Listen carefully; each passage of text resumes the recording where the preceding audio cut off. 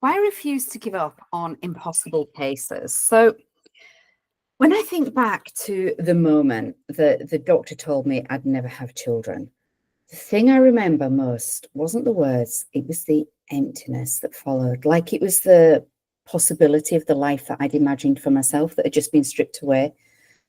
At this point, there was no plan, there was no alternative, just this overwhelming feeling of being utterly alone in my journey. If you've ever sat in that same chair and you've been holding back the tears, trying to make sense of what comes next, you'll understand exactly what I mean. It's not just the loss of the dream, which obviously there is. It's the loss of trust in your body, trust in the experts, trust in the idea that things will get better. And that wasn't me. That's not who I intrinsically am. That moment where it was utter confusion, utter loss, despair, not knowing where to turn and what to do, that moment didn't just change my life. It defined the mission that I'm on today. So I was failed by the system twice. First, when I was 20, dealing with debilitating whiplash after a car accident. And then again, I was told that my fertility was gone after an operation for endo. Each time, the answers I got weren't enough. They were band-aids at best, outright wrong at worst. They were outright wrong at worst. But instead of staying stuck in that frustration, I channeled it into something bigger. I learned that healing is not about ticking boxes on a checklist or treating the symptom. It's about understanding the bigger picture. It's about asking why over and over and over until the real answer emerges. And that's exactly what I bring to the women who work with me. I don't care if you've been told that your case is too complex, that your only option is donor eggs, that you're too old.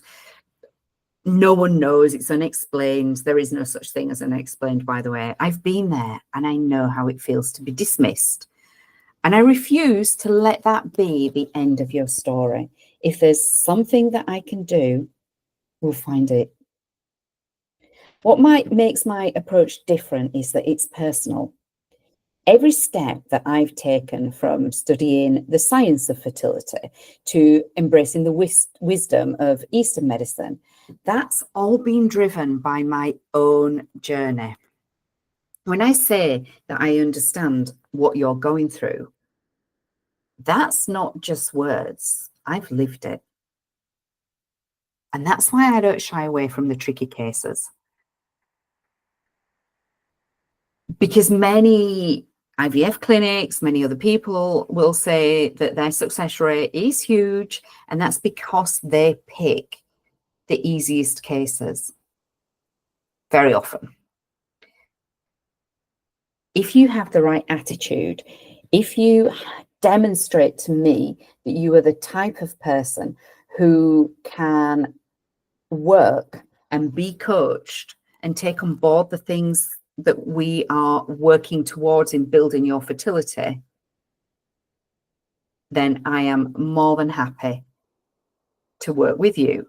In fact, I welcome these tricky cases because I love it when we go deeper and when we start treating the root causes rather than just thinking that fertility is a one-size-fits-all problem, and we really start working with the root of what is going on and looking at that puzzle that's waiting to be solved. It's the best feeling in the world when you sort that out. I mean, I had one client, her AMH was so low that she was told IVF just wasn't worth trying. There was another one, she spent years on this roller coaster of miscarriages and heartbreak. They were different cases, both of them told, give up, there's no hope, we can't do anything for you. They both came to me as their last hope, almost at the point where, well, we've tried everything else, so we might as well try this. Today, your mums. They're mums. It's not about creating miracles. These aren't miracle babies. It's about creating clarity. I'm here to show you that your body isn't broken. It is just communicating with you, and we're missing the messages. Like lost in translation. The question is, what is it telling us? And are we willing, not unwilling, are we willing to uncover the root cause messages that it's giving us so that we can then start to understand what is the problem underlying your fertility challenges, and then rebuild your health step by step to give your body what it needs to thrive, so that these symptoms up here that traditional medicine will put a band-aid on are no longer there.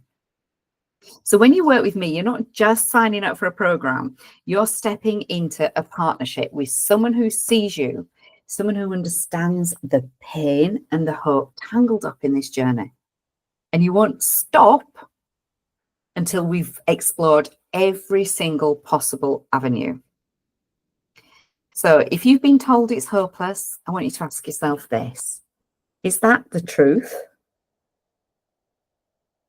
Or is it just someone else's opinion? I'm here to tell you something that no one told me when I was in your shoes.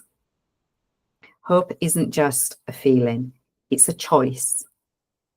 And it's the first step toward transformation. I'm here if you want to take that step together.